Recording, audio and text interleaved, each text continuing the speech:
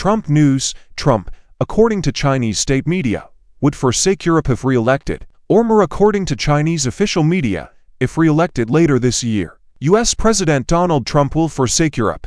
Trump has just nuded the United States and laid it out for everyone to see. Because Americans are so self-centered, they would put their own interests ahead of those of their European allies.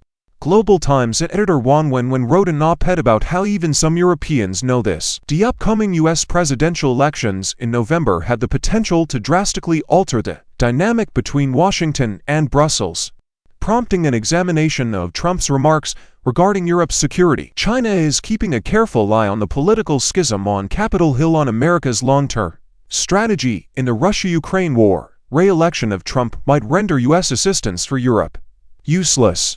According to another Chinese expert, Song Jianping, an expert on Chinese military matters, told Global Times that Europe is both resentful and scared of Trump due to the fact that if re-elected, the United States' protection, which is already fragile, would become meaningless. At a rally in Conway, South Carolina, Trump claimed on Saturday that he would not provide protection to European nations who do not pay their fair bit to NATO funding.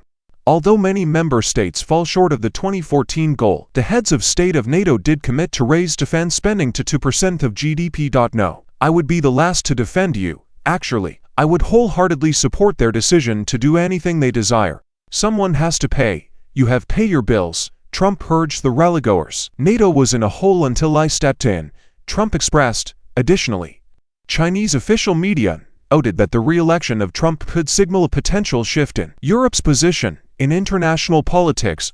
The European Union faces a complex threat from the prospect of a return to Trump's ideas.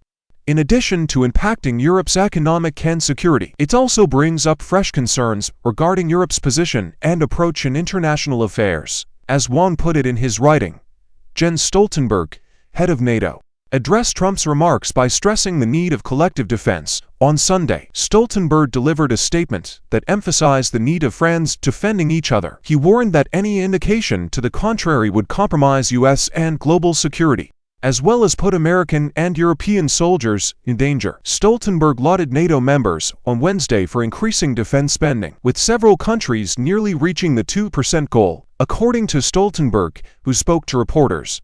This is an all-time high and a six-fold rise from 2014, when just 3 allies achieved the goal. Donald Trump's attorney Alina Habba has expressed her lack of optimism on the outcome of her client's civil fraud trial, as the New York case nears its verdict this week.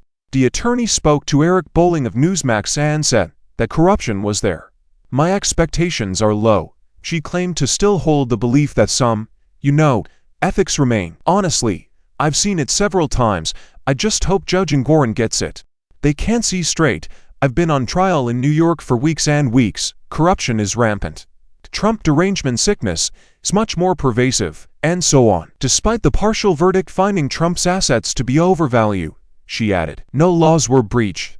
To get more comment on this story, Newsweek emailed Trump's and Habba's representatives. We can anticipate the Republicans' ultimate ruling in his civil fraud trial from Judge Arthur Engoron this week. New York Attorney General Letitia James filed the lawsuit, and in September, he granted partial summary judgment, finding that Trump and senior officials at the Trump Organization were guilty of fraud. In his opinion, Trump sought preferential treatment from lenders and insurers by artificially inflating the worth of his assets, along with 6 additional charges, including conspiracy, insurance fraud, and fabricating company documents. Engoron will determine the amount the Republican must pay in damages. The trial of Trump concluded in early January, and Engoron had originally stated his intention to try to get a verdict by January 31st before delaying it.